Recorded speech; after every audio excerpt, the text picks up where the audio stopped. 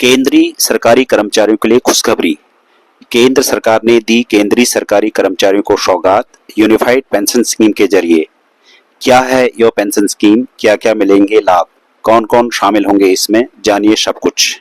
सरकार ने नई पेंशन स्कीम एनपीएस की जगह अब सरकारी कर्मियों के लिए यूनिफाइड पेंशन स्कीम यूपीएस यानी कि एकीकृत पेंशन योजना की मंजूरी दी है।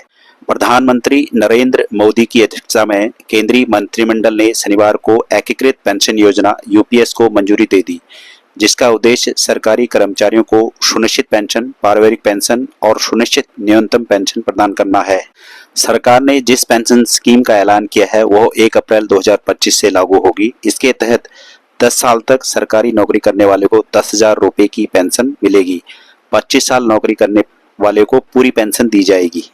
पेंशन की सुनिश्चित राशि 25 वर्ष की न्यूनतम सेवा के लिए सेवानिवृत्ति से पहले अंतिम 12 महीनों में प्राप्त औसत मूल वेतन का 50% न्यूनतम पेंशन के रूप में मिलेगा। 10 वर्ष की सेवा तक का कम सेवा के लिए आनुपातिक राशि पेंशन के रूप में मिलेगी। 10 वर्ष की सेवा के बाद सेवानिवृत्ति पर 10,000 रुपए प्रति माह की दर से सुनिश्चित न्यूनतम पेंशन राशि मिलेगी। अगर किसी कर्मचारी की नौकरी के समय मौत हो जाती है तो उसकी पत्नी को 60% पेंशन की दी जाएगी। सेवानिवृत्ति पर ग्रेच्युटी के अलावा एक मुश्त भुगतान का भी लाभ मिलेगा। 6 महीने की सेवा के लिए वेतन प्लस डीए की 10% रकम का एक मुश्त भुगतान होगा।